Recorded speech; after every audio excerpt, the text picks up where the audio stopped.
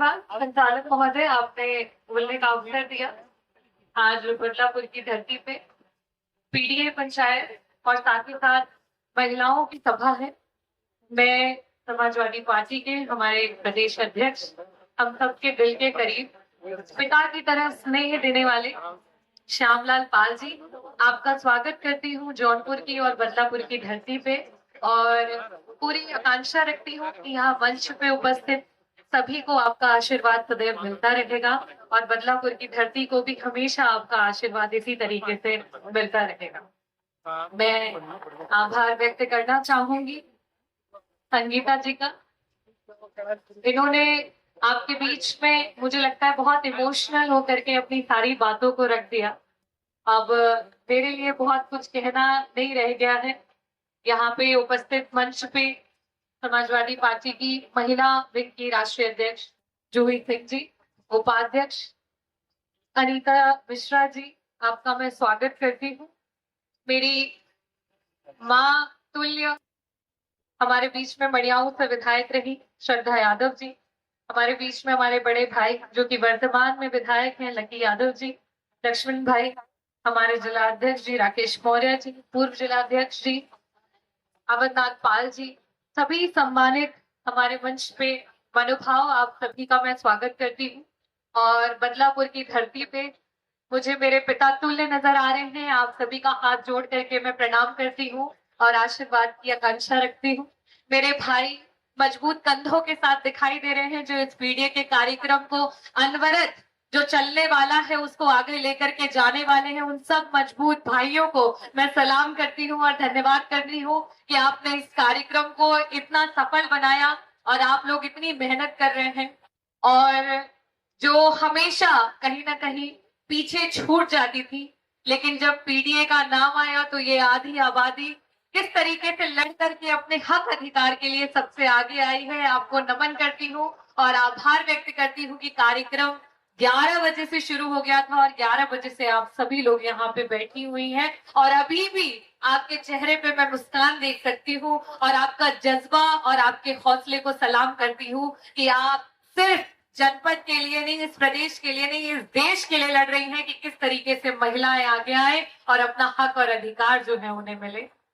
मैं सभी का स्वागत करते हुए बहुत ज्यादा समय नहीं लूंगी क्योंकि आपने मुझे विधानसभा में भाषण देते हुए हमेशा सुना है, आपने मुझे कई सारे राजनीतिक मंचों से भी भाषण देते हुए सुना होगा, लेकिन आज बदलापुर की धरती जिसे कहा जाता है बलिदानों की धरती है।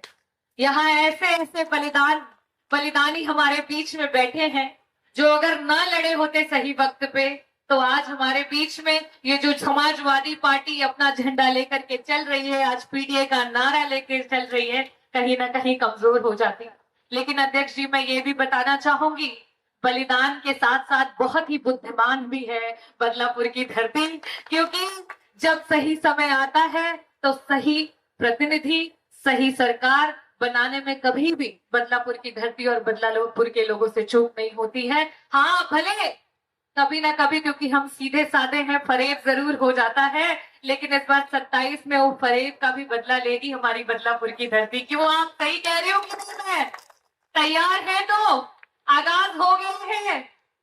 तो मैं सारा का सारा अपना समय, क्योंकि लक्ष्मण भैया को मैंने ज्यादातर व्हाट्सएप और सोशल मीडिया के माध्यम से सुना है, पर मैं आज चाहूंगी कि आज मैं सुनूं उनकी बातों को, क्योंकि जब वो पीडीए के बारे में बोलते हैं तो मन ललाहित हो जाता है और ऐसा महसूस होता है कि वाकई मन में एक ऊर्जा आ गई है। और हमारे प्रदेश अध्यक्ष जी का तो कहना ही क्या है, क्योंकि वो जब भी बोलते हैं तो ऐसा लगता है कि क्लास में हम सब स्टूडेंट बन जाए और बोलते रहे अध्यक्ष जी, और उनके जो कहते हैं ना कि पगचिन्हों पे हम चले और वहां तक पहुंचना पता नहीं हो पाएगा कि नहीं, लेकिन पगचिन्हों तक अगर चलेंगे तो मुझे लगता है कुछ ना कुछ तो जरूर हासिल कर लेंगे।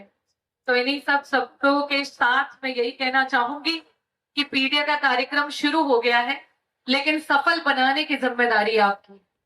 आज चाहे वो हमारी महिलाएं हो, चाहे हमारा युवा हो, चाहे हमारा कोई भी वर्ग हो, उसके साथ सिर्फ और सिर्फ अन्याय हो रहा है। अगर आप, मैं सिर्फ और एक टॉपिक है जिसपे बहुत सारी जगह चूक जाते हैं, बातें नहीं होती हैं। आज कहीं पे भी अगर आप नौकरी की बात करेंगे तो वहां सिर्फ और सिर्फ आउटसोर्सिंग पे आकर के सीमित हो गया। कौन सी नौकरियां हैं जो आउटसोर्सिंग पे आके सीमित हो गई? वो ये नौकरियां हैं जिससे पीड़ित परिवार एक आशा भरी नजरों से देखा करता था कि हमारा बच्चा अगर कुछ पढ़ ले, एक छोटी सी ही नौकरी मिल जाए तो कम से कम उसका जीवन सुरक्षित हो जाएगा। आगे आने वाले समय में कभी बीमार पड़ जाए, कभी कोई दिक्कत परेशानी आ जाए तो सरकार उसको मदद करेगी, उसको हर तरीके से सुविधा देगी। लेकिन इन सारी नौकरियों को खत्म करके धीरे धीरे धीरे धीरे धीरे ये किस तरीके से आम जनमानस को नुकसान पहुंचा रहे हैं आज आपके सामने प्रत्यक्ष। चाहे वो एक टाइपिस्ट की नौकरी हो, चाहे वो एक टीचर की नौकरी हो, चाहे यहाँ तक कि हमारे जो सैनिक जो है लड़ने के लिए जाते हैं उनकी भी नौकरी हो, आज ये हर नौकरी को खाने पे तुले हो। और रही बात राशन की या इनके द्वारा दी जा रही पेंशनों की, ये आज की पेंशन या आज का राशन नहीं है। कई सरकारें आई, कई सरकारें चली गई, लेकिन सब ये जानते हैं कि अगर कोई किसी के अधीन है तो सिर्फ और सिर्फ जनता के अधीन है। सबसे बड़ी ताकत जनता है, और जनता अगर एक बार फैसला कर लेती है तो आप कितने ही शक्तिशाली क्यों ना हो जाओ, कितने ही ताकतवर क्यों ना हो जाओ, आपको खींच करके ला करके जमीन पे पटक देती है और ये बता देती है कि अगर हम नहीं तो तुम नहीं। तो इन्हीं चंद शब्दों के साथ कहूंगी कि इस कार्यक्रम को अगर सफल बनाना है तो कदम भारी रख, बाहर निकल तूफानों से यारी रख, कदम कदम पर मिलेंगी मुश्किलें ये तय है, पर तू निरंतर अपना सफर जारी रख, तू निरंतर अपना सफर जारी रख। बहुत बहुत धन्यवाद। जय भीम, जय भारत, जय समाजवाद।